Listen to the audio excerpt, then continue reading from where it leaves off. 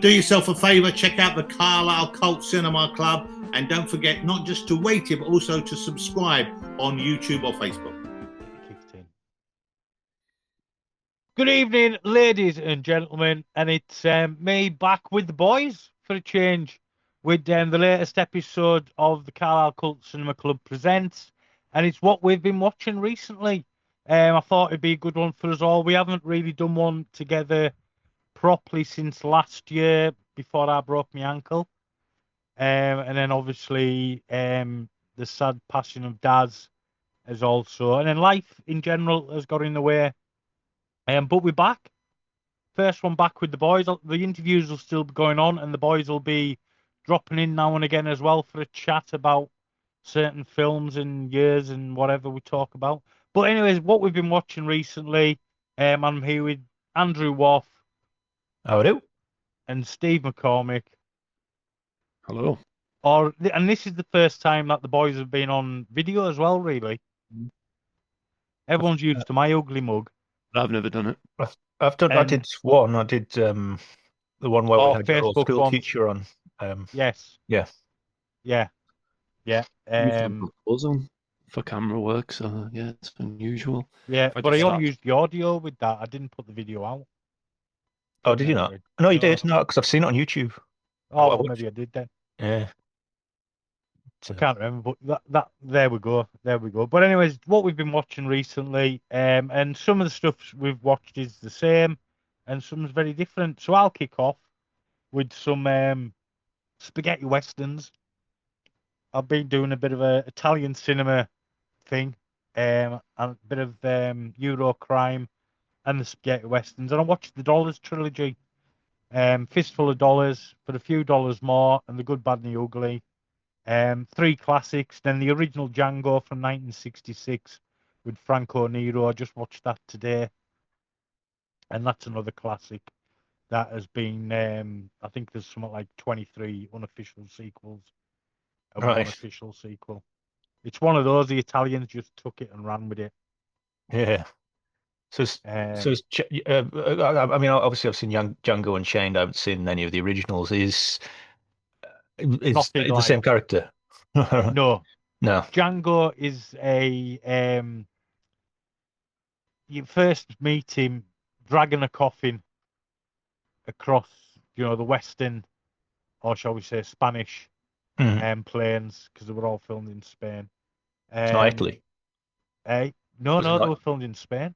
Well, I thought that's why they were called spaghetti westerns, because they were. It's because they were Italian directors and actors. Right. Italian directors in Spain doing old American movies. And a lot of American actors went over and done them as well. Yeah, and they became massive hits. Lee Van Cleef, Clint Eastwood. Clint, yeah. Which put him on the box office. That's what made his name.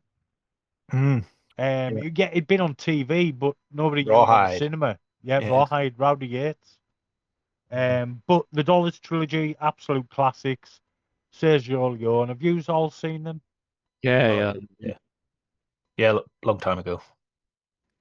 Sorry, Steve. They're on Amazon. Well, I'm a big fan. I think the third one in particular, and I can't help but have a bit of a soft spot for it, having seen Metallica live for the first time back in, like 1992 or something, and they come on stage to the climactic music of Good, the Bad, and the Ugly. The wah wah wah. Did the Ecstasy of Gold. That's right. Fucking great piece of music, really great, and it builds da da da. Right, yeah.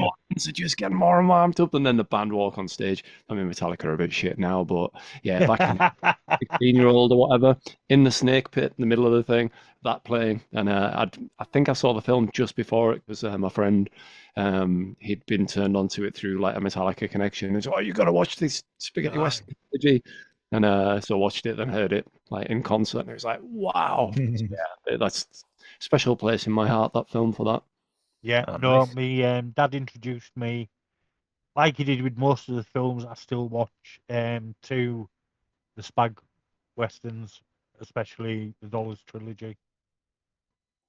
I did watch Oh fuck, which one did I watch? I watched it. We were going to do a while ago. We talked about doing a podcast where we had good and bad remakes, and it never Oh yeah, never occurred.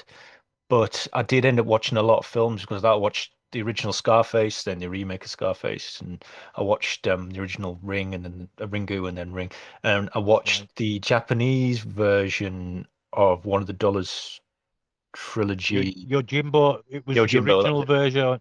Original version. Yeah, yeah, I watched that. And yeah, they were both good, but like they were more similar than I expected them to be. I thought it might have kind of went off a bit. I mean, obviously he wasn't a samurai, but it was. Yeah, But the concept was very very similar, wasn't it? It comes into a quiet guy in a town and helps and protect I mean, them. it's been remade. It's been done so many times that Fistful of Dollars, that Your Jimbo, Last Man Standing with Bruce Willis, where it's gangsters. Oh yeah, yeah, yeah, yeah. You know what I mean? Just classic. But Three Amigos. um, Three Amigos. Good, Bad, and the Ugly is just beautiful.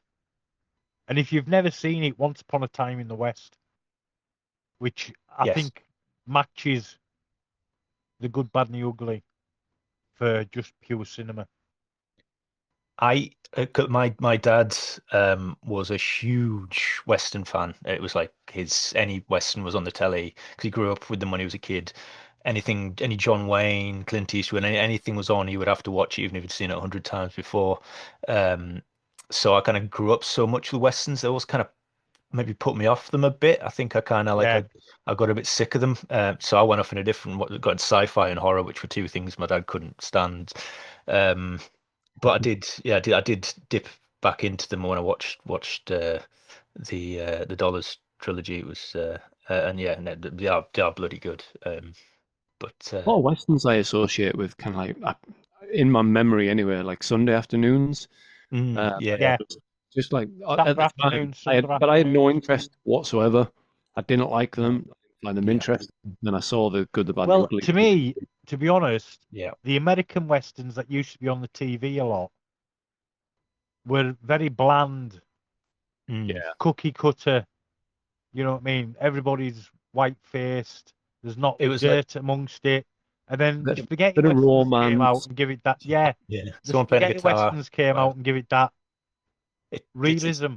it's like that bit in Back to the Future. Is it three? Must be three, where he dresses up as someone in the westerns, but it's a '60s interpretation of someone Yeah, in westerns. So he's like wearing like a pink shirt, and I can't remember, but it's like because that's what they were all dressed like back when they made those that's films. it. So That's it. and, those were the ones that my dad just loved. He just sit and watch those ones, and he See, liked they're the them. ones I can't stand. There's a Yeah, couple which I don't mind, but apart from that, it was the spaghetti westerns because, as I say, they brought a bit of realism to it with the dirt mm, and the violence. yeah, Mm. yeah. You But guys anyways, fancy well, just while we're talking westerns, the Robert Rodriguez, El Mariachi, yeah, Desperado trilogy. Desperado, Once Oh, Upon a Time in Mexico, They're good fun. I've seen brilliant. Desperado, but I'm seen the other two. I did enjoy it. Isn't El Mariachi and the second one pretty much the same film? Just like with a Yeah, better, better yeah, it's budget. El Mariachi. El Did you Mariachi. know, right? Here's the thing, Once upon a time. um, that I seen recently online, on a podcast, and it was Robert Rodriguez talking about it. Do you know that thing with the explosion and walking away? Mm, Yeah, yeah. Explosion in the background. Robert Rodriguez created that in right. Desperado, Right. and it Okay. was an accident. That was the first time it was kind of used. Yeah, Right. Yeah, because it's an iconic kind of image now, isn't it? plenty of folk running and jumping, but nobody just walking coolly. Mm, Mm. You know what I mean? So yeah, and it was supposed to be they wanted scrap blown up in, but they couldn't. So it was just an explosion, and it looked so good. yeah. Right. So that Yeah. was I'd seen him talk about it on Summit with, I think it was either Tarantino or Joe Rogan. Can't remember. Mm, yeah, interesting. Mm. So, anyways, Woff, what you been watching? What's your Uh, first? Okay, well, I watched Warfare, which was the new film by Alex Garland, Oh yes, new filmed, um, which is kind of a ultra realistic, based on a true story, um, uh, set in, was it is it Iraq? Iraq Yeah, or Iraq. somewhere Yeah, like that? Yeah. yeah. I was trying to remember if it was Iraq or Afghanistan. It was Iraq, but yeah, it's all set. It's like, I don't know, an hour and a half, 2 hours long, and it's real time. Just these American soldiers just hold out with snipers, just monitoring a situation, and in the middle of like a village in Iraq, and then basically the shit hits the fan, and they're just Pinned basically down, aren't they? hemmed in. Trapped in this Yeah, building. and it's tense. There's some great acting. It's got like Cosmo Jarvis and what's that guy that's in Stranger Things? It's in everything. Joseph Quinn, Fantastic Four, and All that. right, yeah. Got Isn't Will. Nicholas Hoult in it as well? Isn't he? Is he in it? I No, don't think so. Will no, Poulter maybe is. not. Uh, Oh, Will Poulter, that's the one. uh, That's who I was thinking of. and the similar-aged English actor. Yeah. But yeah, it's good, intense. Just like I like I like certain kinds of war films, and other ones don't kind of grab me, and this one definitely grabbed me. I like Alex Garland's stuff, I think, and it's got it's got a good score, and it's well worth a watch. I think it's on Prime if anyone out Yeah, there it is. wants to I give have it a seen it, watch. but I haven't watched it Um, yet. but it's intense, so yeah, be ready for a bit of a ride with it. But it's well worth a watch. All right, Steve, what about you? Your good self? Most recent film I watched was The Surfer, Nicolas Cage, and Right. I've got that to watch. absolutely loved it. Good. I thought it was really, really, really, really good. Yeah, I mean, I was slightly under the influence of a small amount of THC, I'll confess. Well, I it's got honestly to be think done. You know what I mean? Nothing it's a, wrong with that. you know what, if you're gonna watch something, it's if you've seen Mandy, it Yeah. has that kind of trippy, Oh, really? of course, it's Nicolas Cage. Well, I don't want to say too much about it because it's kind of a good one to go in a little bit cold on it. I was recommended it just last weekend. I thought, right, I'll watch that, and something was said that made me think it was going to be more like X kind of film, and it wasn't. Mm. But his performance. He becomes very desperate. He's dehydrated. It's like he's just kind of losing the plot a bit. And the way it's filmed, it's very claustrophobic. There's moments where like the camera kind of moves and sways, and just it's very intense. It's very uncomfortable. I Yeah. found it claustrophobic and quite. Yeah, it was in. How did I describe it to Claire? Um, I can't remember, but I genuinely found it quite, yeah, just it was an intense experience, but it was good. It was really good. It was powerful, and just yeah, a little bit different. It's well shot. It keeps you going until the end. Where's this going to go? What's going to happen? How's it actually going to pan out? Yeah, it was good, and it's I think if you go by the subtext, it's kind of about toxic masculinity and stuff like that. But just as a story, it's a little bit trippy, a bit wacky, but yeah, I really really enjoyed it. Oh, Yeah, I well, did. there we go. You mentioned it. You'd seen it in the group, and Mm. I'd kind of, I kind of like Nicolas Cage doesn't automatically make me watch a film. I have to because I never know which Nicolas Cage I'm going to get. But he has been in some good stuff recently, so I wasn't really. I'd seen the poster. I thought, I don't know, and then you said you really enjoyed it, so I did stick on my watch list yesterday. And I did see the write up on IMDb of the basic premise. I thought it sounded pretty good. So, but what you've just said there doesn't necessarily sound like what I was expecting. So, No, no, interesting. it's I honestly thought it was going to be a bit of an action film. I thought it was going to be a revenge movie. That was kind of what I was just like, just from what it said on IMDb. It just kind of sounded. It's going cold. Don't read a Yeah, bit more on it and yeah. enjoy where it takes you. I think it's one There of we those go. kind of films. Everybody go out and watch The Surfer on Steve's recommendation. Do you not think Um, it's gone from strength to strength as an actor generally? Like I yeah, can be hammy as hell, but it's almost like he leans into it now and has done for quite a while, and I think that improves his performance. Yeah. I don't know if you've seen. I watched Dream Scenario recently as well. Oh, I've not watched that. yes, yeah, I couldn't really get into that. That's one where everyone's dream about him, isn't it? I couldn't. I don't know. It didn't click with me. I really liked it. It was weird. I yeah. think The Surfer's a better film for me. I enjoyed it more, but I thought Dream Scenario was just one of those films where you're watching and you think, can this get any worse for the guy? Yeah. I really feel sorry for him, but then he just compounds his own errors and Yeah, he does fuck up. Yeah, I'm thinking about it. Yeah, no, because he did that horror film Arcadian. yeah, I saw that earlier. That was good. Really enjoyed that. I was surprised. I wasn't expecting much from it, but it was kind of like I like the design of the monsters as well, which was just a bit different from what I've seen recently. And that thing he did with Pedro Pascal, that was funny. I enjoyed that. Yeah, that was good. Unbearable weight of massive talent. That's the one. Yeah. So no, he's definitely I'm riding a bit of a wave at the moment, I think. Yeah, he keeps on little comebacks. They'll do. You know what? I think he's just there now. People know what to expect. That it might not always be the most convincing, but he's kind of convincing in his own not convincing way. If that makes any sense at all. Yeah. I just find he's got a certain delivery that you kind of go, yeah, that's Nicolas Cage, but he adds something, a certain gravitas to a role, but he can also really impart kind of a sense of levity and fun as well. Yeah. In that, and I kind of feel like, I'd love to see an interview where someone asks him what his opinion on himself as an actor, like really genuinely, like earnestly. How do you feel about yourself compared to like great actors? I like to think he'd be like, I just do what I do. Yeah. Almost like a more serious Bruce Campbell or something, Yeah. Yeah, I could see that. You know what you're gonna get, but he has nuances, and I like that. Because he's won an Oscar, hasn't he, for that Vegas, Leaving Las Vegas. That's a great film. That it is, and it was directed by a Carlisle guy. Okay, yeah. What's he called? Figgis. Dead Gnome Lad. Mm-hmm. So I've been watching Ray Donovan on season 5 of that. It's on Paramount Plus. He's a kind of Hollywood fixer.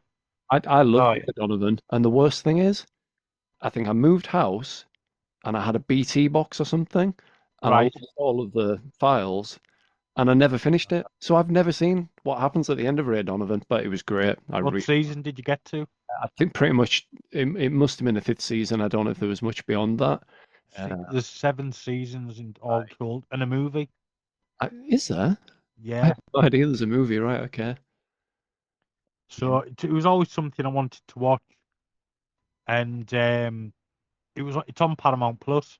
Right. And it is just excellent. Mm-hmm. Liv Schreiber is always good in everything I've seen him in. First thing I seen him was Cotton Weary in Scream. Scream, yeah, that's what I remember. Oh yeah. You've got Eddie Marsan in there. John Voight playing his dad. And Stephen Bauer's in there as well from Scarface, who plays Thing's mate. His brother. Is it his brother or his mate? Is he the one that gets done with the chainsaw? I think so. Oh, that one. Like the short one, not the one that gets shot. No, the tall guy, Stephen Bauer.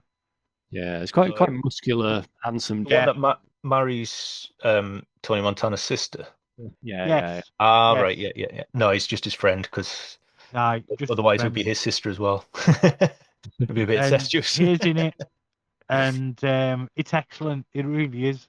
And I keep dipping in and watching a few episodes at a time. But yeah, from Boston family, and Steve's saying give it a watch as well. Honestly, man, John Voight is Ray Donovan's dad.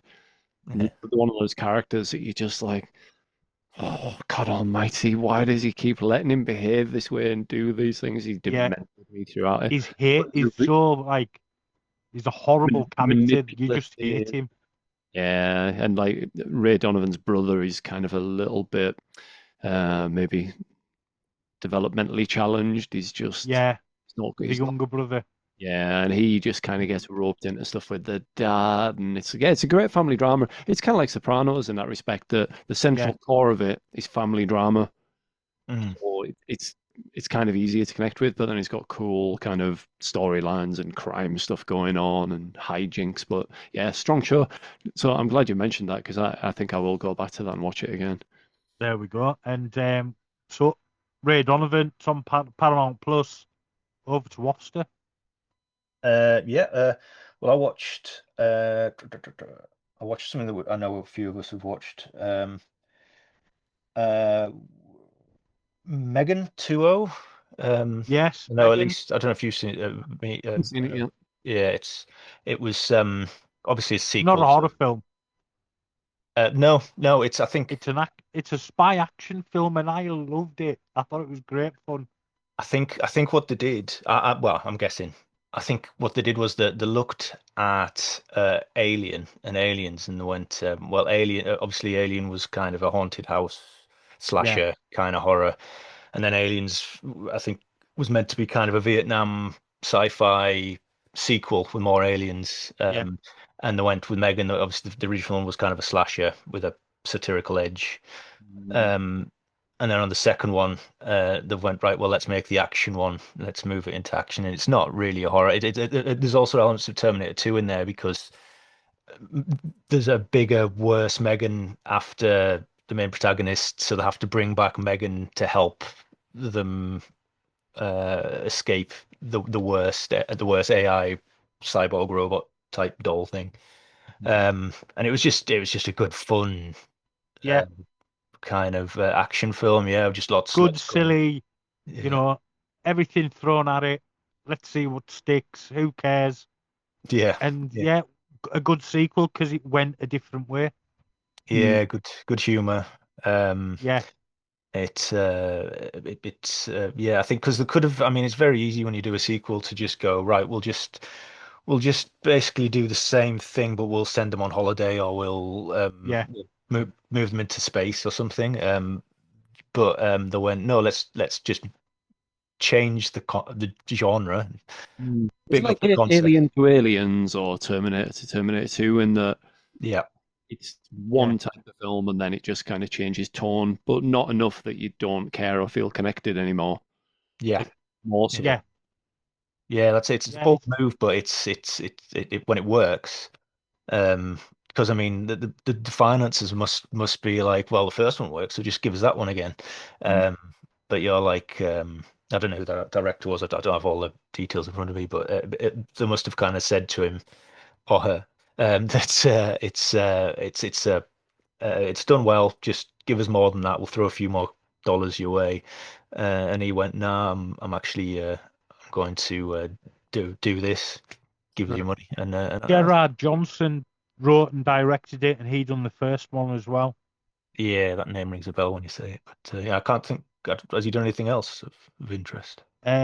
He's done. Let's have a look. Um, Housebound. Oh, Oh, he's that's, an Aussie director, so that's the film where the New kind of Zealand.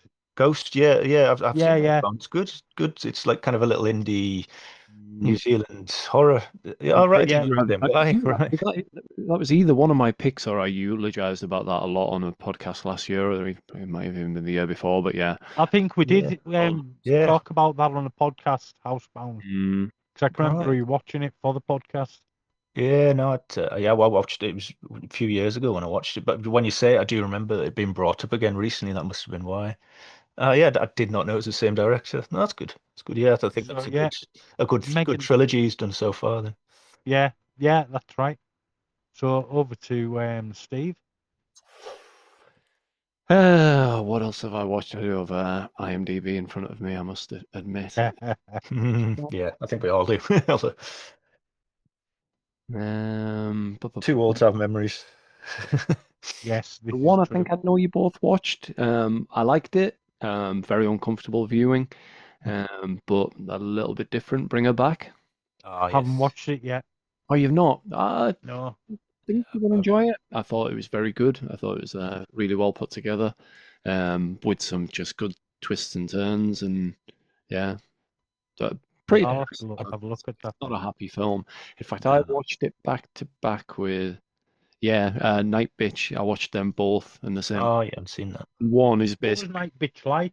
I enjoyed it. It wasn't what I expected at all. And it's at the end of the day, it's about loss of identity as a woman having a child, becoming a mother, and being completely immersed in that world and losing touch with herself and her values and her personality and what she brings to life. Kerry's had that same. We've had that same conversation, me and Kerry. I mean, it must be so relatable to a lot of women. So as a man watching it, it's kind of interesting in that you think, it's I'm not a father. That's on Disney Plus. But yeah, I thought it was worth watching. I didn't think it was brilliant, but I thought it was good. It was solid. And then Bring Her Back is really about the loss of a child. So the kind of good companion films, but neither of them in that respect are particularly cheery. No, Bring Her Back was it was tough going. I mean, because it was the same director that did Talk to Me as well, wasn't it? And which it was also this ramped it up a level in terms of awkwardness. And Talk to Me was a lot more fun, wasn't it? Because it was a year and it was kind of, I wouldn't say American horror, but they were kind of edging into that teen horror kind of thing. But Bring Her Back went, no, it's gonna get dark, and there was some awkward, and there was some kind of gory, like violent bits. One bit in particular that was very kind of, that's quite. I'm gonna watch.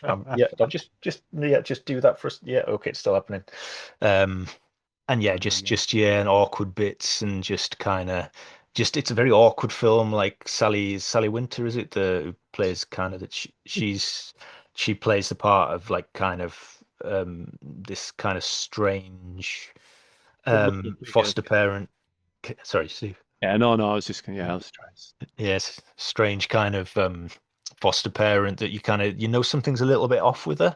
You're just not quite sure what, and you're like, right, yeah, this is going. She's there's definitely something not right here. Just things that she just sneaks in, little passive aggressive things she drops into comments and to conversations, and it builds. And and obviously I won't say anything more, but it's an awkward but rewarding film that like I haven't seen it, so I have got it on my list to watch. It has a payoff. So we'll get to it. It gets there and you go, oh, all right, okay. Whew. Yeah, it's an ending I wasn't really. Now I'm going for a shower. Yeah, that's it. In fact, I think you said you might want a palate cleanser for it. I think it was that film. Yeah, definitely. Yeah, it's one to stick. I don't know, an episode of Peep Show or Only Fools and Horses on afterwards or something to just kind of bring you back. I just start watching crap on YouTube. Just be a bit. Serbian movies a bit like that. You need a palate cleanser. You know what? I just couldn't bear that. Too many of the scenes. Serbian. Right to me, I just thought I don't want to see. I'd literally have no interest in seeing it. Just too much. Dark. Yeah, I watched Irreversible, the Noé one, and that's a really good film. There's just one long rape scene in it that's really uncomfortable. The rest of it's brilliant. But after watching that 10-minute rape scene is like I literally fast forwarded through that because it was so the rape scene. Yeah, at the end of the day, watch even cut Irreversible. You don't need to have 10 minutes to demonstrate the brutality of something like that. It's just honestly, I thought that was really, really. I did think it was an interesting film, and it was good. Some of the violence in it, the fire extinguisher bit. And I can kind of live with that because it's just in the context of the film. But that was just, a bit too much. It's a hard one. I guess it's. I mean, I don't know what he was trying to do with it, but I guess he was kind of trying to put us. It's one of those things you maybe don't want to think about too much. So the closest you could do is just force you to watch it for 10 minutes to see how awful it is. But so maybe he was trying to get you in without actually coming over and just for shock value, just to. Well, it could be. Yeah, I mean, yeah. There's a lot of that because then films get talked about. Exactly. Yeah. Oh, you've got to see this. But no, you really Yeah. don't. That's Yeah. kind of why I've probably not watched Serbian film. I don't. Is it a good film? I've never watched it because I just kind It's of always got assume it's the made to be story is shocking. quite hard hitting, really. Yeah. It's really about what happened after the Serbian Bosnian War Right. Yeah. and the collapse of society in Serbia. Right. So you'd say it's not just a shock film. It's got a good It's got a story to it. Yeah. Good. Right. You know what I mean? But it's It's when it's on shock, it's on shock. yeah. Yeah. I've heard of some of the Yeah. horrible bits, and they do sound pretty nasty. As a piece of art, it's absolutely fantastic. Right. You know what I mean? Because that's what it is. It's a piece of art Yeah. that tells a horrific story. Yeah. I mean, I And probably the will watch it collapse of a sometime. man. Yeah. You Right. know what I mean? The collapse of a man who will do anything for his family, which ends up pretty fucking horrible. But there we go. Yeah. Yeah. So let's go something a bit lighter. Yeah. And Superman. Not seen it. Yeah. James Gunn's Yeah. Superman. Brilliant, weird. Brought loads of characters in. Yeah. The story was a bit light. Yeah. I mean, one of I loved it. Disclaimer. Yeah. But my big criticism of it will be the story is a bit doesn't really hang together. It just feels like a lot of kind of in the Star Trek films where like they're always they end up in a bad situation, and then Scotty has to say, "Oh, I've just invented this wiggle waggle wheel that's gonna to get us solve out it of for it." you, Captain." And then they go, "Oh yeah, of course, yeah, that'll be blah blah blah." And it just felt like there was a lot of that in it, kind of just to make it all hang together. It was, but I loved all the weird and wonderful characters in it. Guy Gardner, superb. Crypto stole every scene he was in. yeah, Crypto was brilliant. Having just got a dog, I could relate to a mental dog. The John Williams score with the new score was fantastic and gave you kind of retro feels for the Superman the movie kind of thing. Yeah. Corn Sweat or Sweet, however you want to pronounce it, was great as Superman. The new Lois Lane was on the money. Jimmy was fantastic. I just liked it. Yeah. Yeah, he was. Yeah, I think. Yeah, and Nicholas Hoult was great as Lex Luthor as well. Just manically chewing the scenery. I think a lot. He did it a lot, but I was never. I didn't. I quite enjoyed Man of Steel, but I didn't really like Jesse Eisenberg's version. It was kind of a bit of a weird, or maybe it was. No, he wasn't in the first one, was it? It was Batman versus Superman. He came in, I think, was it? Yeah. But but yeah, Nicholas Hoult, I thought did well. His Lex was more the scientist Lex. Yeah. Which is the comics have done the scientist Lex, the genius Lex. You know what I mean? This one was more the genius megalomania, smartest man in the world. Yes, yeah. The humor was great as well. There's one scene in particular where something's going on in the background while there's something serious in the in the forefront.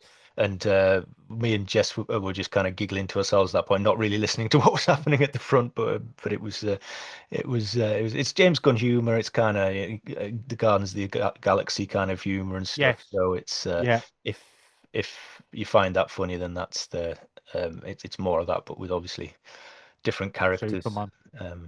Yeah. And I look forward to Peacemaker 2. And there's a nice Supergirl Woman of Tomorrow looks like it's going to be a brilliant one. And if you need to know anything about that, comic historian, go to his channel and he's got the full comic book, narrates it, and it's excellent. Right. I'd really think that. But no, Superman was superb. So back to Woff. Oh, yep. So apart from Steve, we've all kind of seen Superman and enjoyed it. And I've not seen Fantastic Four either. No, that's on my list as well. But I have got one that we've both seen, and I don't think PD's seen. So it's all swings and roundabouts. Yeah. I'll do that one now actually. Then I assume you've not seen it. You might have done. We're All Gonna Die. No, not seen it.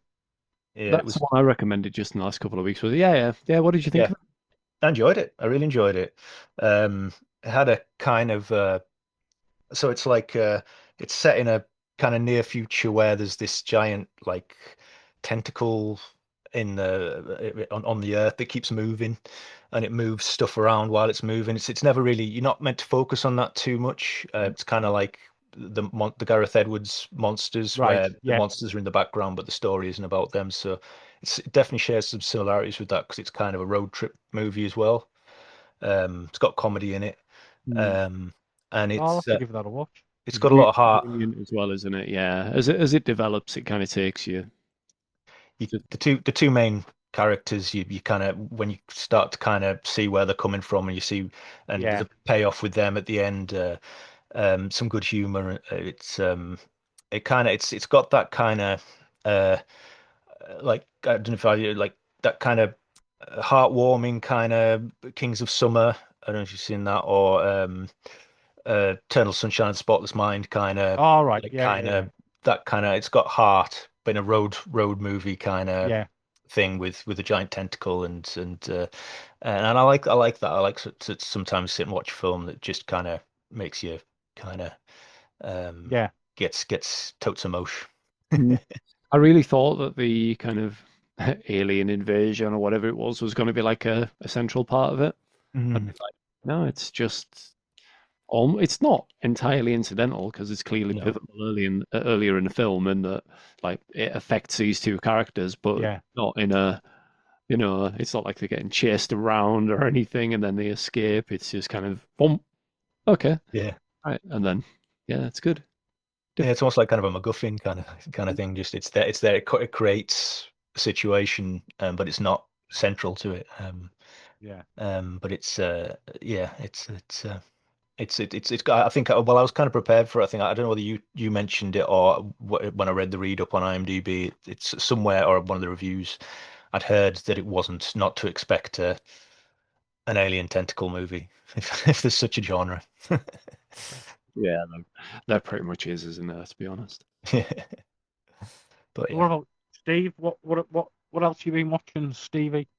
I think one of the better films I watched recently would be Predator, Killer of Killers, the animated movie. I enjoyed that a lot.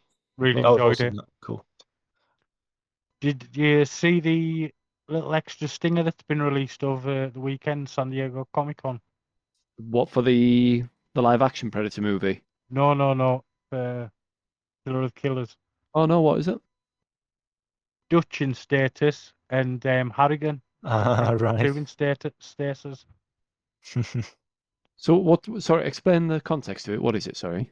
Do you know at the end you see them all So in there's just drifting into like cryo status? kind of territory. I don't know. I He's think because that's released kind of it. right at the end, isn't it? It's Yeah. End but- credit scene, and he's released this other one at Comic Con with both Dutch Schaefer and Mike Harrigan. So obviously Mike Harrigan was Predator 2. Danny Glover's character, my favorite Predator film. Okay. So yeah, I really enjoyed that, It was fun. Really nicely put together. Looked good. and I think this new Predator looks good as well. Yeah, I'm hopeful it's the same director that did Dead Man Prey, isn't it? Yeah. Yeah, the animation I thought was brilliant in Predator. Can't be calling it Predator Killer of Killers, is it? That was definitely something that kind of got me interested in it. Because and it's nice. It's like an anthology as well, so you get three kind of Three different stories. stories. Yeah, and you get all interesting, because people have been calling for a samurai Predator movie for ages. So we kind of got that.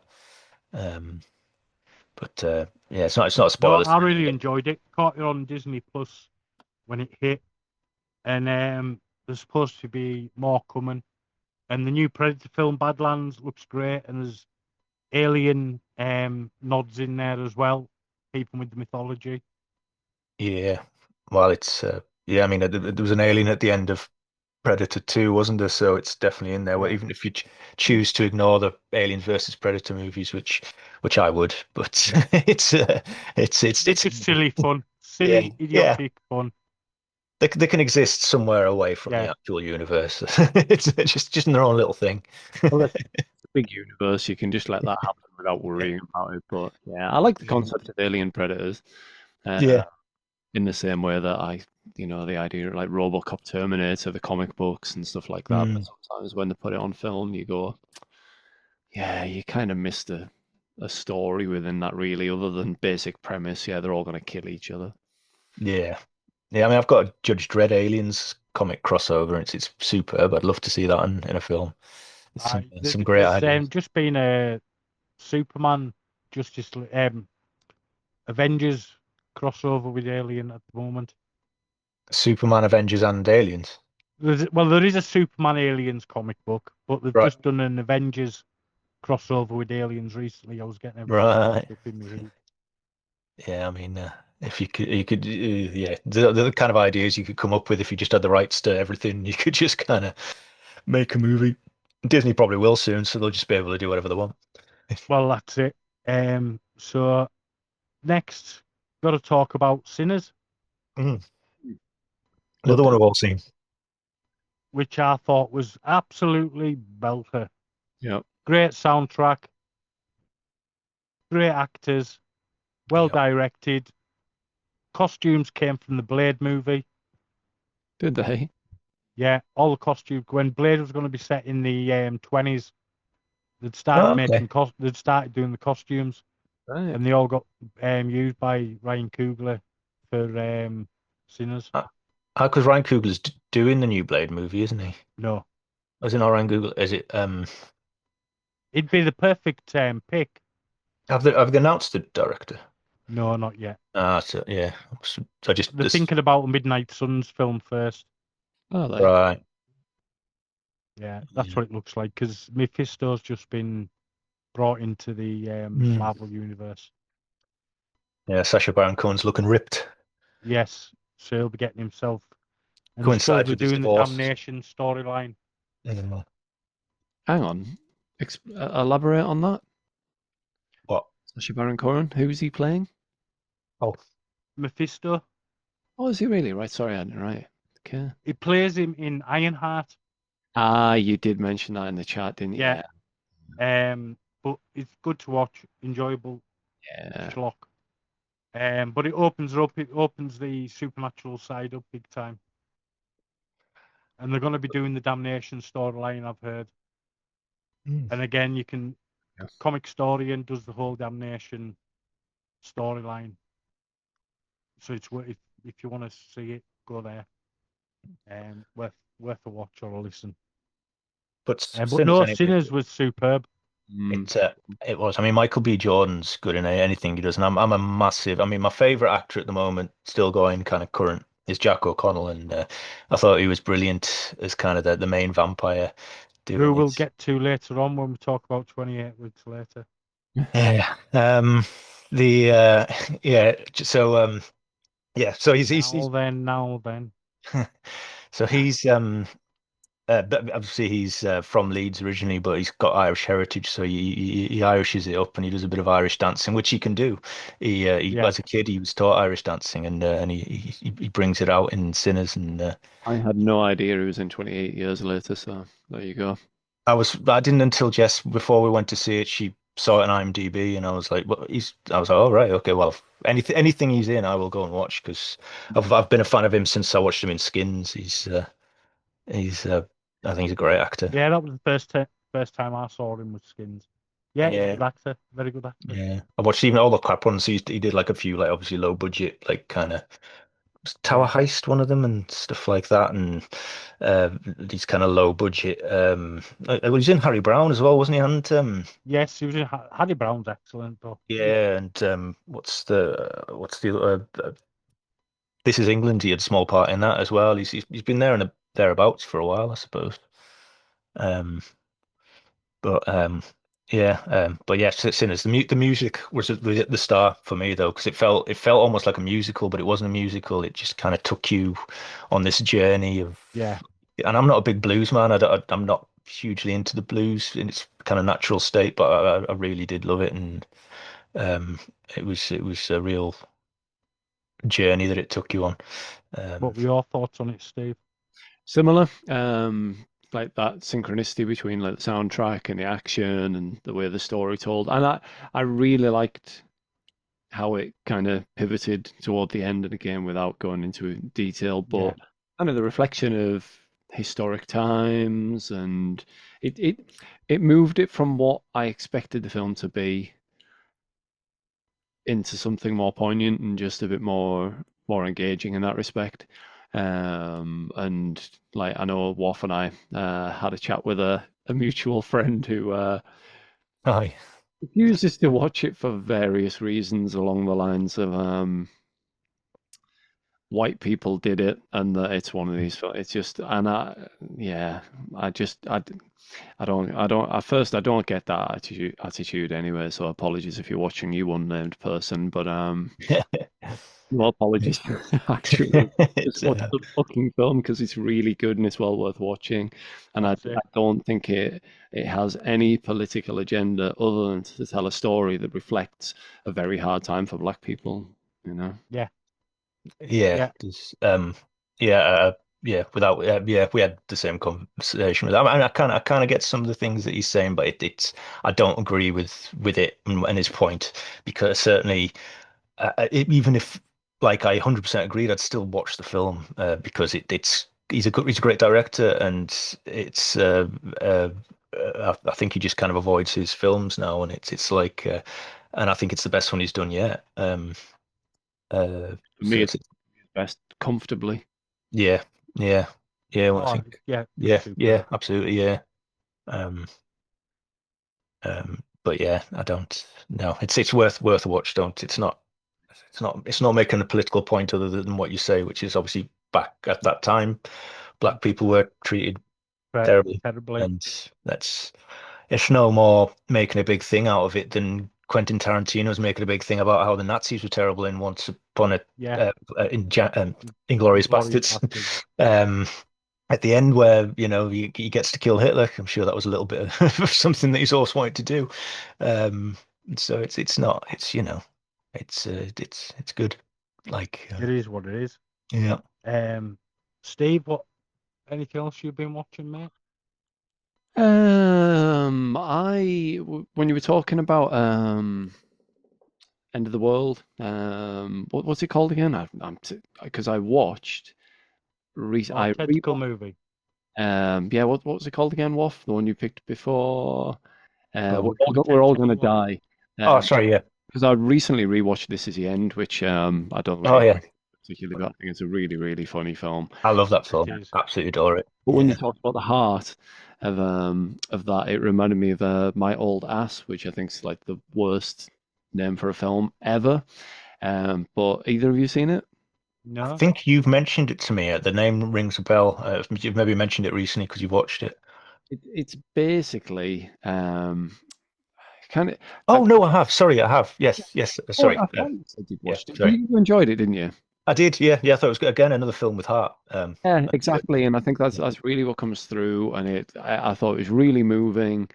And the general set of PD is young girl. I'm not sure if it's set in Canada or America, but they kind of live next to this lake.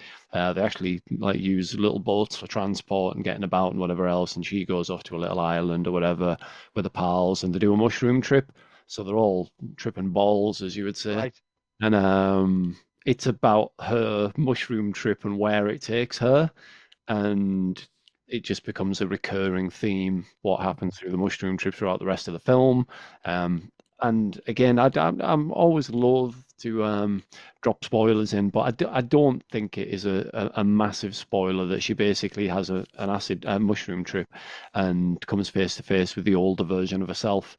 It's quite early on, isn't it? So I know the film you're talking about now. Well worth watching. Like her other friends are like freaking out and like, well, not in a negative way, but like, they're just having a great time. And she's like, hasn't hit me at all. And then somebody starts talking to her, and she's like, "Who the fuck are you?" Yeah. And it transpires it's actually an older version of herself talking to her. And I loved it. I thought it was really, really good. I didn't go in with high hopes, to be honest, and I think the title No. probably made me think a bit, okay, let's just watch it, something to do. But yeah, good.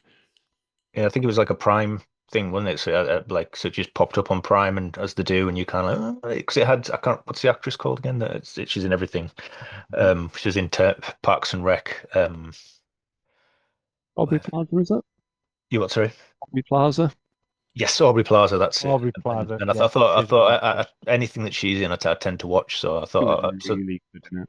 yeah, she was. So I kind of thought, well, give it a go, and yeah, same. Just yeah, really enjoyed it. Not really knowing anything about it. And yeah. it was well Oh, worth spot watching.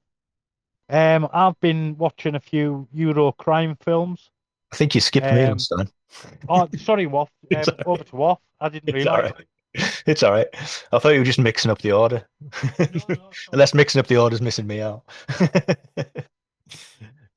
Sorry, what you've been watching, Woff? Sorry, I do apologise. It's all right. I know. Okay. I watched a film called again a new film, Friendship. Oh yeah, I've seen it advertised. Haven't seen the film. Yeah, it's good. It's a weird, awkward kind of comedy. It's got Paul Rudd, and Always watchable.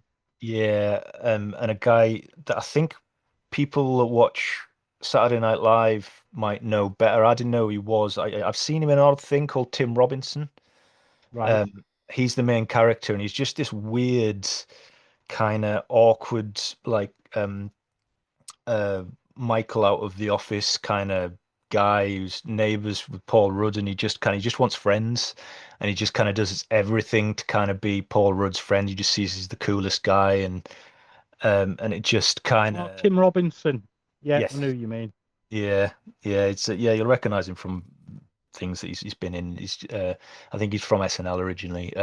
But yeah, and he just gets worse and worse trying to compensate for the stupid, awkward things that he's doing, and it's one of those you go, oh no, just stop, you're just making it worse.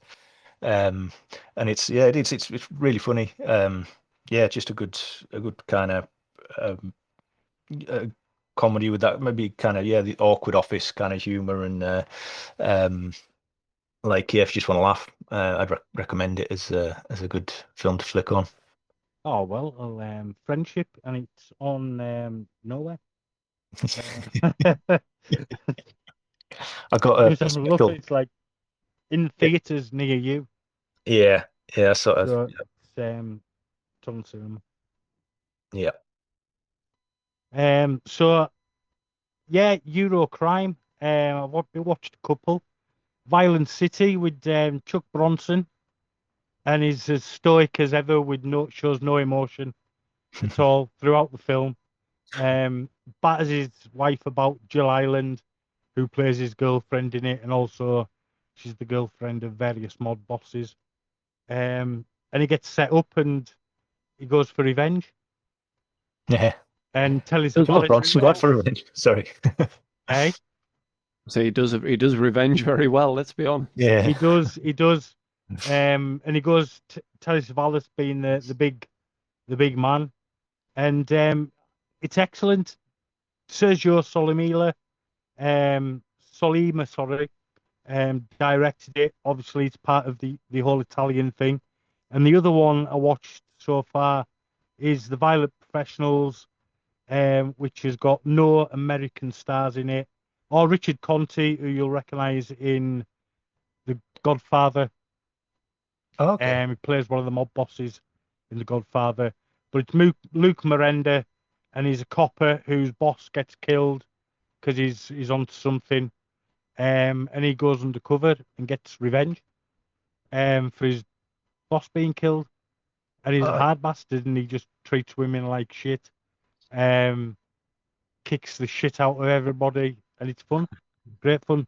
The old Euro crime films are great, and they're worth watching. You get quite a few of them are on Prime now and again. So that's Violent City, and which is on Amazon Prime streaming. Violent City, and that's with Bronson. and Violent Professionals, which I don't think is on anywhere. No, that's not on anywhere at the moment. But you can get the 88 films Blu-ray. Yeah, always good to get the Blu-ray. That's it. And back to Woff again before I go to Steve. Yeah, I watched I watched a film called Eden. No, I haven't watched that yet. I've got it on my list now, so Yeah, well, it's just new out again. It's just on at cinemas, or if you've got pre-copies of it sent to you, it's you what, sorry? oh, it came out last year. Uh, I thought, all right. It does say 2024 on IMDb, but then I thought I'd read somewhere that it was just It'll have new. just aired in a few conventions or Anyway, Ah, my a few really? things, yeah, like Cannes or somewhere like that. But it's Ron Howard's new film, which I didn't know when I stuck it on. I just kind of saw the write-up of what it was about and thought it sounded interesting. So it's a true story about these just it was just when World War II was about to kick off, I think, and this crazy German guy played by Jude Law decided that he wanted to go to this island off is it Gibraltar, I think, somewhere like that, and just live with his wife, who's played by Vanessa Kirby, and philosophize with a new way of um, like basically capitalism isn't working, communism doesn't work. I'm going to come up with a new one. He's just this kind of um, guy that's got his head up his arse and decides to go and do this, and then other people uh, read about him, decide to join him. Daniel Bruhl and Sydney Sweeney, um, this couple come and decide to live there, and then Anna Darmus turns up, who plays this crazy. It's full of very good looking ladies, isn't it? I know, Sydney Sweeney, I mean, Jesus Christ. yeah, it's that definitely was bear no bearing on me watching it at all. Yeah, right. I It's don't believe you at all, Rob. but it's well, actually, Anna de Armas is she plays like you like she's like I know you've watched Game of Thrones, PD, but Joffrey levels of hatred by the end of it. She plays this absolute bitch, like you really can't stand her by the end, and it properly kicks off. I won't really say any more about how it does. The just all these people on an island, and it kicks off, and then at the end, there's different interpretations of what happens because it's all based on the people that were left stories. So it's kind Yeah, of open to interpretation, but it's a good kind of thriller. Um, but yeah, it's yeah, I don't want to say too much about it, but it's definitely worth a watch. I liked it a lot more than I was expecting to. I watched it on a Sunday evening just as something to stick on, and at the end I was like, actually, you know what, I bloody enjoyed that. It's so I think it might do well, um, but it's definitely worth a watch. cool, cool. sounds good. So, Steve, over to you, young man, Mr. Oh, McCormick. things I'm kind of between something I really enjoyed and something that was fairly terrible. Yeah, I'm gonna go with the terrible. And I don't know if you guys have seen it. I don't suppose everyone will think it's terrible. Um, Jack Quaid's in it, which like a lot of people are big fans of him. But Novocaine, Yeah, I loved it. I I'm haven't just seen it, but irritated. It's just, it was just, I know the epitome of stupid. I, Oh, it was a stupid movie, but I just thought, you know what I mean? It's just one of those, he can't feel a thing, and he's going to get up to all kinds of mischief while trying to rescue his Yeah, the girl. woman of his dreams and all that. It's yeah, you know what? It had some fun bits to it, but I thought overall it just took something and just hammered it to death and stretched it too far, and it was just yeah, I don't know. I don't think it was just willing suspension of disbelief taken too far, but yeah, I really Yeah, it's superpower, doesn't he? He can't feel pain or something. Is that? Yeah. Yeah, well, it's not an intentional superpower. It's like nearly killed him basically, and he meets a girl who befriends him and kind of helps him kind of ultimately kind of befriend himself a little bit in terms of she gets him to be like brave enough to try cake and things that he like his mum's basically conditioned him thinking like, he can't take a chance on this, that, and the other. But it's just a bit too much that he then suddenly becomes like the center of the show, like chasing crime guys down and nicking police cars and just there's some good fun. I can't knock it for its set pieces and its action, but I didn't think it was a very coherent whole. Yeah, yeah, yeah. I didn't. I think I'm a little bit. It looked like another kind of one-man army movie, and I'm a little bit kind of. There's definitely a bit of a thing at the moment with the one-man army movies, and I'm getting a little bit tired of them, which is kind of what stopped me watching it. Because when John Wick first came out, not that was the first one, but that's what started the current influx of them. It was like, oh, this is cool, but it just seems to be one after the other now, and I'm kind of getting a little bit sick of them. It's because there's not a lot to them other than some really good choreography, good violence and stuff. It's um, so that's why I kind of avoided it. It was on my watch list. It was one of those things I stick on my watch list, and then I went, took it off, and then so it's so I don't know, I might watch it one Well, day. let's couple more, and then we'll knock it on the head because we've done over an hour at the moment. I know ultimately where we're going. Why don't we get to where this conversation's right? been? Let's get to where this conversation's heading, and 28 weeks later, which 28 I years believe later. is a very divisive movie. I know Woff loved it, one of his films of the year. It is my film of the year. I adored it. Steve thought it was Terrible. I hated and it. you're all waiting to hear what I said about it. Yeah, I watched it definitely. last night. I don't think you'll like it. That's my guess. Right, I wrote some notes out. Right, I'm going to Okay. read them out to you. Are you going to be the balance between our?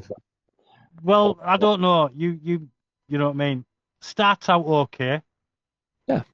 Then, as soon as the alpha's introduced, it goes nuts.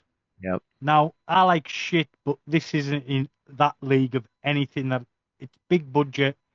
It's it basically goes like that and that to what came before it. For what it's set up in the first film, it's a big because it doesn't explain the alphas, No. not All at the big all. fat ones that He's got a slide along. massive big old chud Yeah. swinging between his legs, nearly knocking everybody out. Yeah. If I'd been the doctor, I would have killed the alpha instead of just letting him sleep. Yep. Yeah, I mean, there was parts of it I enjoyed. I thought Jodie Comer's character was just, why?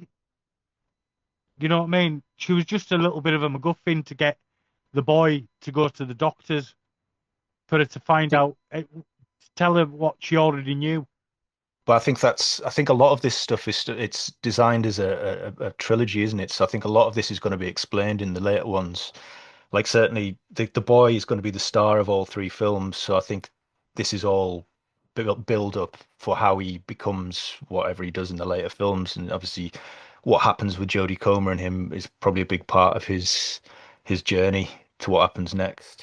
And the And alphas, then, I'm assuming, will be explained as well. But I mean, you could say, is Robert Carlisle in 28 Weeks Later one of the early alphas? Is this something that's developed? well, I It's wouldn't really say the Robert worst part. Carlyle was an alpha. He got, he kissed his wife who was a carrier, But then he turned chased. into a, He wasn't brainless. He chased the Yeah. kids from like all the way across the map. So yeah. not saying that. So and that was like I don't know how many years. Well, it was But 28 years previous, wasn't it? I suppose. don't forget, he dismissed that film. Mm. Um, No, he didn't. He's saying basically said that because at the end of 28 weeks later they were in Paris, weren't they? But yeah, in 28 years later they say it never made it to the continent. In one of his interviews he says that what probably happened, and they don't specifically say it, is basically he got pushed back from the continent. Somehow the French managed to kick it back out again, get rid of it, and then they just left it on the island, which is where you get Right. 228 years later. I just thought there was too many. I mean, them fat slug things. What was all that about? It didn't. You know what I mean? There was nothing. I was just left. The whole Doctor thing made Give me Toxic Avenger or something like that any Yeah. day. I got to say I'm with PD on that. The tonal shift. I liked the first third or half of it up until the alphas. The And I was father and a son bit- stuff was excellent, and stuff with the little boy was great. The Jodie Comer stuff, I thought she was awful. But the humor, I think in the road trip, well, I could say there's different element, but when he went with Jodie Comer in the middle bit, and they met the was he Dutch, the soldier, some of the humor there, like because there's a lot of different, like there's a bit in it I love the humor when he's looking at the Dutch guy didn't even explain why they were on England, really, at all. They somehow had shipwrecked off the coast of Northumberland, and it didn't. I can't remember how it was explained, but it was one of those. It was like he said that they were basically they were patrolling because they have patrols around the British Isles to stop anyone in a boat getting onto the continent. So he was in one of the ships, and the ship went down. So they had to get the nearest land was Britain, so they landed on there, and they couldn't go back because once you're on Britain, you're not allowed back. So basically said, I'm stuck here now, and that's how he ended up there. It didn't really make any particular sense, did it, though? Like a shipwreck, like a military patrol boat somehow gets shipwrecked. Like how? What did it crash into? It was, I mean, I'm splitting hairs. Yeah. There's this stuff, but like you kind of you're looking for explanations for everything, but the films don't need to explain everything. No, that's exactly what I'm saying. I'm splitting hairs. It's not that important. And I quite like the character. I quite like the humor, but I also thought his colleagues, and again, I'm trying not to say too much about it because obviously plot points and things, but the incompetence of their shooting abilities relative to, let's say, other characters that are introduced later who don't use guns, but they seem to be able to kick the arse of a horde of zombie types without any issue. But these trained military personnel, without getting a splash of blood on them. Yeah, just can't. The close up and the sawing heads, and without getting a splash of blood on them, without going into an impossibility. And then tracksuits, Jimmy Savile. Yeah, well, let's not spoil the ending though. There's that bit, which we won't say anything more about specifically, is obviously that's leading into the next film, which has already been filmed, and it's a different director. And she, what did she do? She did something. Gosh, I think she did the Marvels and MCU. I can't remember her name. So I think that ending is a tonal change to the next film, which is obviously based around what's being introduced at the end. And I wouldn't be surprised if she directed that last scene or something, just to kind of take you into the next film. For me, it was such a bad tonal shift. Like there was enough of the previous half of the film that I literally could have walked out the cinema.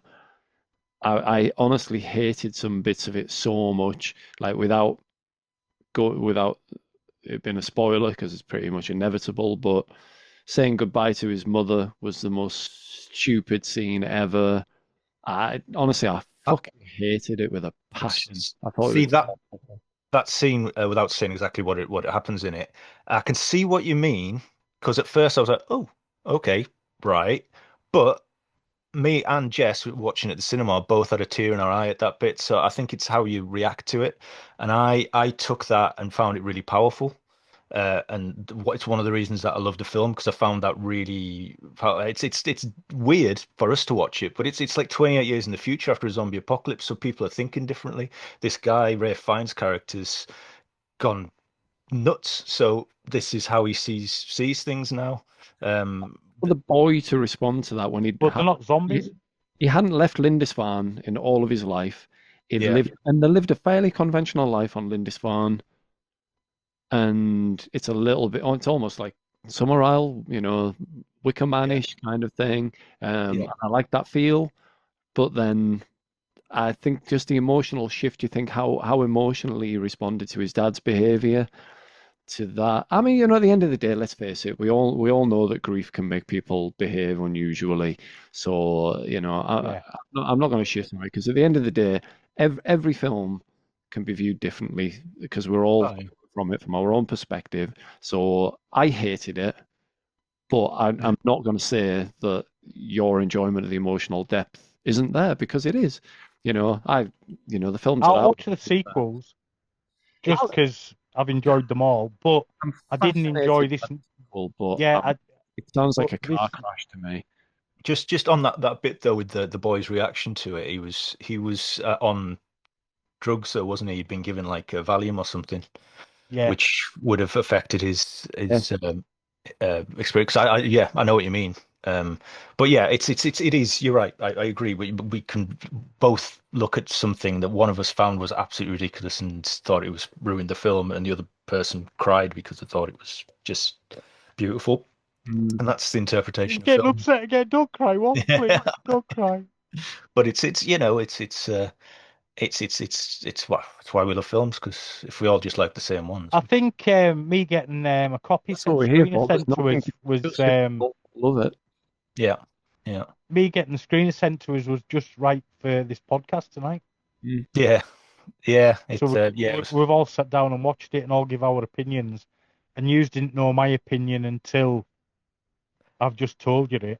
No, it's because good I time. kept it to myself. After you two would kind of in the group going, I hated it, I liked it, I hated it, I liked it, I hated it, I liked it. It really was a love-hate response. It really was a strong love-hate response, because when Woff had said how much he enjoyed it, I thought, well, Woff and I do resonate on quite a lot of stuff. Often something that is a bit more sentimental and unconventional. Like we've kind of bonded over a few less main films. So I did have high hopes for it. I loved the first film.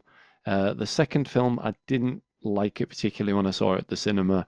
I think I watched it once more around the time, and I watched it again in the run up to it, and I hated it again. I really didn't. I mean, there's good bits to it, but I hated the I always call him Zombie Begbie, where Robert character basically, he just becomes like an infected Franco Begbie. Yeah. Kind of not people. Yeah. But the scene with the helicopter in that film's superb. At the end. In the second film. Yeah. I hate it. Oh, I like that. It looked really bad. I don't know if you've seen it recently, but watching it. I haven't watched it in a while, I must admit. And I thought, God, that looks crap.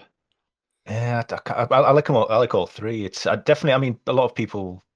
I think the first one is largely most people like. That's kind of pretty much given. 28 weeks later. It's pretty much a masterpiece. I think.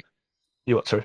First one's pretty much a masterpiece. I think it's wonderful, and I guess that's sometimes it's a great piece of cinema. Hard to watch sequels that are just not close. Which for me, the third one is the best for me. that's how much I love the third one. I absolutely adored it, but I think it's starting a new trilogy, so I'm kind of seeing it in a new thing. But I'm a Danny Boyle fan as well. It's not just coming from a like, I don't know, kind of weird angle. It hasn't seen, but I put it up there with his best, and Trainspotting's in my top 10. So it's weird that we've, but I have read some reviews that love it and some that hate it. I've never read any review that's kind of like, yeah. So it does seem very Marmite. It's it seems that way. It just didn't, as I say, it threw the rules from the first film and even the second film out. But I don't think it did. I think it developed. Sorry, going back down the thing, but it's the alpha. Yeah, thing, but that's the fat ones. But that's all saying that it's 28 years later, so things have changed. The disease has changed. I mean, I've watched interviews with Danny Boyle, and that's kind of what he says. He says, this is 28 years later, so this disease has been around for 28 years and it's developed, because he did mention that at the end of I can't remember if it was the second or the first one, they said that people eventually they'll just all die out of starvation. So he said, so something's changed that means they haven't died out. So he says it's developed, it's grown, it's evolved into something that survived, and with that, the types of infected have changed as well. So and I think it's all going to get explained probably in the because the three movies have been written. It's all planned. So I think there's stuff still to come to be explained.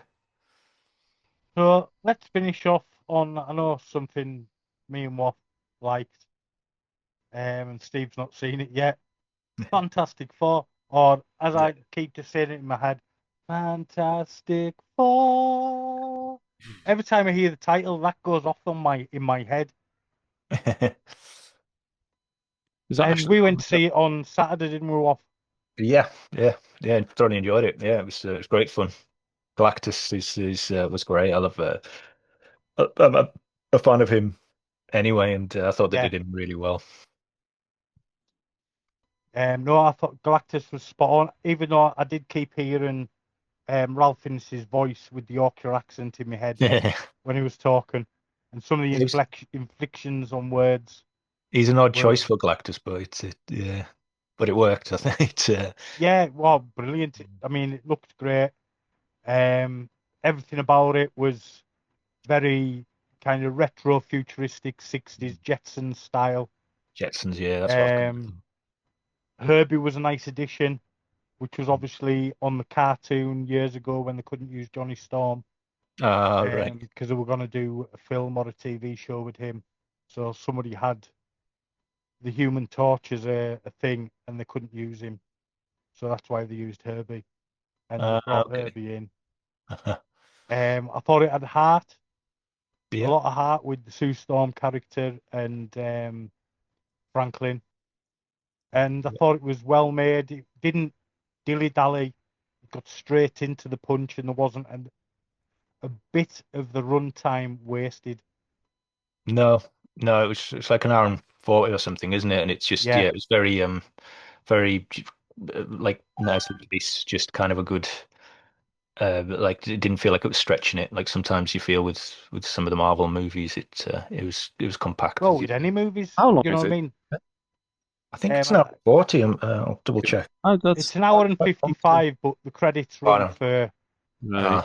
Do we have lots of So extra little Easter eggs at the end and the usual? There's two. The second one, if you're going to see it on the cinema, you don't really need to sit right till the end of the film to see it, because it makes no thing to the what's coming ahead. But No, the it's just a first nice little end joke. credit scene, just a the middle. joke bit. But yeah, the first end credit scene is excellent. Yeah, it's a big one. It's definitely worth sitting through for that one. But if you really need a wee, just go after that. Yeah. But so that's kind of what we've been watching recently. A good mixed bag. Yeah. There's obviously more that we've got on our lists, but we don't want to bore you all forever. No. Stick around, lads, after we sign out, and we'll have a quick natter. But is everybody happy with what's been said? Cool, thank you. Yeah. Cool. Yeah, all good. So that's been PD. That's been Woff. That's been Steve. We've been the Carlisle Cult Cinema Club presents what we've been watching. Good night. God bless. Hi, I'm Ryan Kruger. I'm the director of Fry Barry and Street Trash. This is Barry. You also may know him as 2-Bit in Street Trash. You're watching the Carlisle Cult Cinema Club. Subscribe and like Facebook social media pages.